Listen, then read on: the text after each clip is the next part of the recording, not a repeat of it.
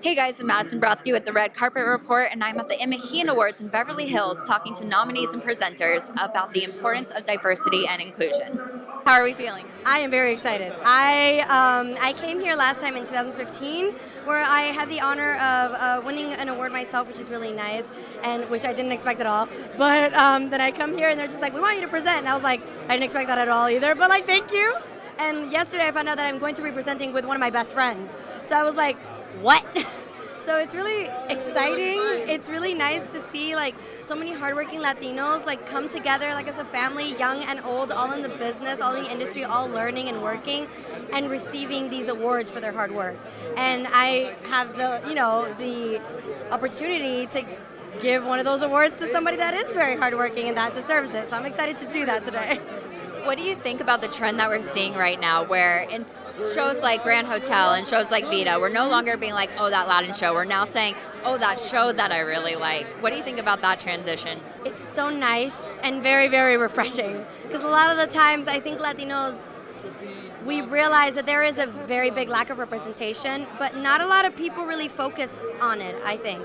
There's not this big commotion on how there is a lack. And so seeing stuff like that is like, finally, a show that is not us in the hood selling drugs. Thank you. You know what I mean? So like sometimes it's like, oh, it's this, it's this, it's this. Oh, this show of Latinos is out and they're all Latinos, but maybe they, don't represent us in the correct way, or they don't choose the right races, which some of them are very respectful towards us, and that's great, but you could give it to actors that are Latinos and that actually do feel the character and that actually do understand the language and the dialects and everything, and just make it so much more real. And when it comes to the show script as well, it is so refreshing for it to not be in a drug ring or some hood, or we're all poor, or we're all criminals, or we're all illegal. Like, that's not the reality all of the time. Like, every race has their good and their bad, and so do we. So we have the right to represent our good as well. And speaking of being yourself and sharing real stories, I actually saw an interview with you recently where you said that you are done retouching your pictures, you want to just put up real pictures, and you want to encourage your fans to do that as well. Why did you decide to do that? I think for a long time, when I was younger, it was more like a fun thing. Like, I want to put glitter on it, I want to put filters on it, I want to do this. And my parents, which I was very lucky to have them and still have them like next to me the entire time, supporting me and really guiding me, and they're my bestest friends, they really, really focus on keeping my self-esteem very high or at a good level, so that I'm not constantly like a downer and saying this is ugly, I can't stand myself, I don't like the way I look, because that in this industry is even worse. Like, it just eats you up completely. So, but even for a while, you just get lost in the rabbit hole of like, oh, I just kind of want to make my hair look shinier, but wait, my shoulder could look a little higher, or my nose could look a little slimmer, and it just keeps going and going and going, and then you hate the picture and you don't want to post it in the end. And when I caught myself doing that, I was like, well, what's the purpose of me posting fresh face, like, Friday selfies and encouraging people to love themselves when I'm doing little fixes? Like, it doesn't work.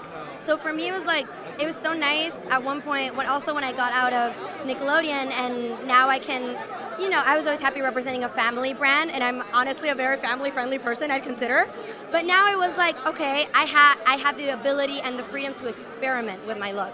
So this was more in the sense of like, you know what, if I want to post a completely dark picture and it's like Polaroid, but you can't see me totally well, whatever, post it. Or in this one, maybe I look a little weird, or maybe I look a little like too happy because my smile's like this, whatever. It was me in the moment, post it. So for me, it was like, no more worrying about like an aesthetic of this colors of this, It's just posting what I believe is the truest form of myself. Which I find very refreshing, because I think a lot of times now, a lot of people are starting to get self-conscious about themselves because they see people that they look up to like yourself, and they see this perfect lifestyle, but there's a difference between your social media life and your real life. So is there any kind of feedback that you want to give to your fans, or any advice that you want to give to your fans as they scroll on social media right now?